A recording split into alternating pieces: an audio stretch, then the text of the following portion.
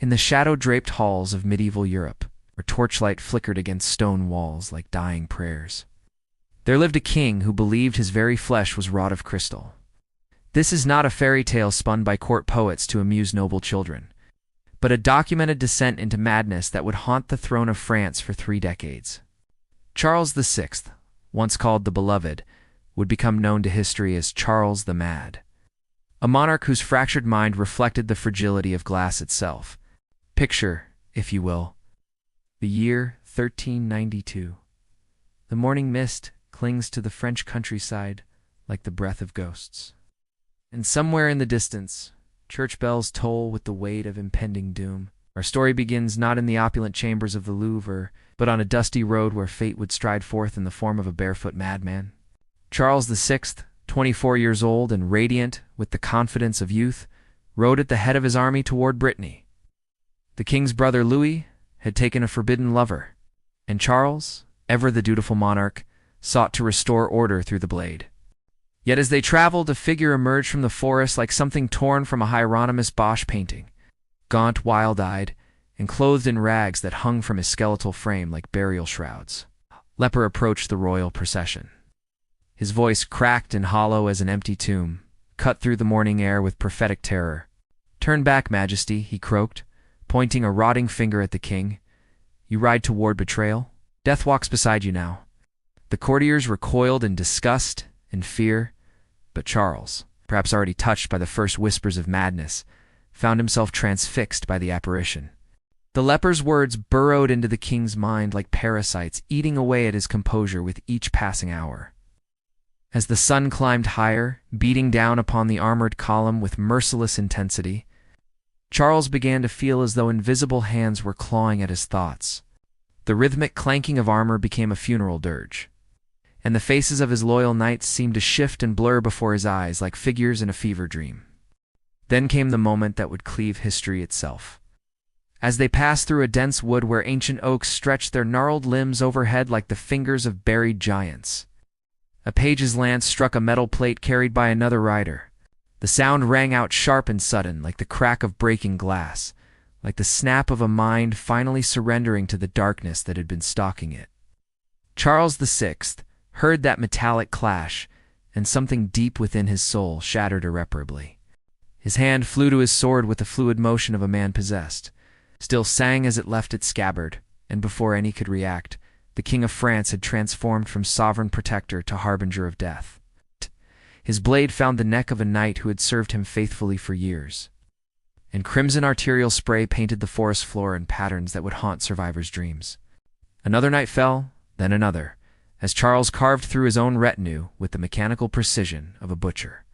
The surviving courtiers watched in petrified horror as their beloved king, his eyes now wild and unseeing, continued his rampage until exhaustion finally claimed him.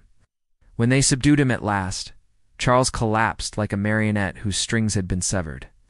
His consciousness fled to whatever dark realm had claimed it.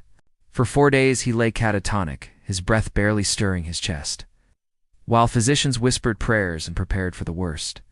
When Charles finally awakened, he was no longer the same man who had ridden out from Paris. His eyes held a quality that chilled all who looked upon them, a distance that suggested his soul had traveled to places from which few returned unchanged. Remembered nothing of the massacre, yet something fundamental had shifted in the architecture of his mind. The first delusion came slowly, like a poison working its way through his veins. It began with an obsessive concern for his clothing. Charles would spend hours examining his robes, running his fingers along the fabric with the tender care of a mother touching her newborn child. He spoke to his courtiers in hushed, reverent tones about the need to protect himself from harm, though he could never quite articulate what danger he sensed lurking in the shadows of his daily existence. The full horror of his condition revealed itself during a court ceremony in 1405 as Charles sat upon his throne. Surrounded by the greatest nobles of France, he suddenly stiffened with terror. His hands rose to his chest, trembling like autumn leaves in a winter wind, and when he spoke, his voice carried the weight of absolute conviction. "I am glass," he whispered, the words falling into the stunned silence like stones into still water. "I am made of glass, and if any touch me, I shall shatter into 1,000 pieces." From that moment forward, the King of France lived in a world of crystalline terror. He refused to allow anyone within arm's reach, convinced that even the gentlest touch would reduce him to glittering fragments. His clothing was modified with iron plates sewn into the fabric, not to protect him from enemies' blades, but to prevent his own fragile form from breaking under the weight of existence itself. The sight of Charles in his later years would have moved angels to weep. Picture him pacing the corridors of his palace like a caged phantom, his eyes darting constantly to every surface that might reflect his supposedly transparent form. He walked with the careful, measured steps of a man crossing ice so thin that a single misstep would plunge him into an abyss. His courtiers, those brave souls who still attended him, moved about him with the reverence typically reserved for handling priceless relics in a cathedral. During his lucid intervals, which came and went like brief clearings in a storm, Charles would sometimes speak of his condition with heartbreaking clarity. "I feel myself cracking," he would confide to his closest advisors, his voice barely above a whisper. "Sometimes I hear the sound of my own breaking, like cathedral windows in a hurricane." These moments of self-awareness made his delusion all the more tragic, for they revealed a brilliant mind trapped within a prison of its own making. The kingdom that had once flourished under his early reign now stumbled through the darkness of his madness. Wars raged unchecked, while their king cowered from his own shadow, convinced that sunlight itself might cause him to splinter. The English pressed their advantage, knowing that France's monarch was more concerned with avoiding reflective surfaces than defending his realm. Court painters, commissioned to create royal portraits, found themselves painting a man who insisted they capture not his flesh and blood, but the translucent, fragile substance he believed himself to be. His queen, Isabeau of Bavaria, watched her husband's decline with the stoic grace of a woman bearing witness to the crucifixion of love itself. She had married a king and found herself wed to a ghost made of crystal and terror. Their children grew up in the shadow of their father's delusion, learning to move through the palace like whispers, lest they accidentally brush against the man who believed himself one touch away from destruction.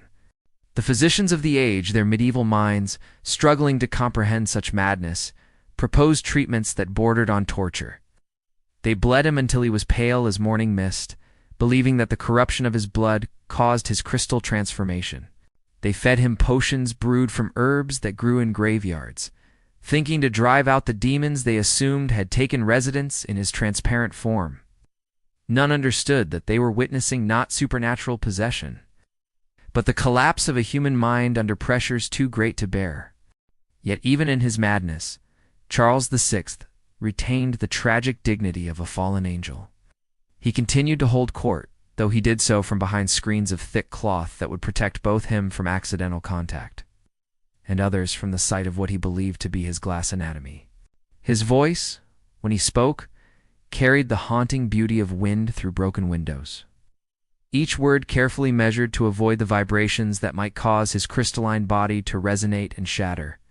The delusion that consumed Charles VI was not unique to him alone, though he remains its most famous victim. Throughout Europe during the 15th and 16th centuries, medical texts recorded cases of men and women who believed themselves transformed into glass. King Charles VI of France was the most exalted representative of a rash of glassmen, who appeared throughout Europe between the 15th and 17th centuries. This epidemic of crystalline madness spread like a plague through the minds of the era, affecting peasants and nobles alike with its peculiar terror. Some scholars believe that the glass delusion emerged from the very nature of the material itself.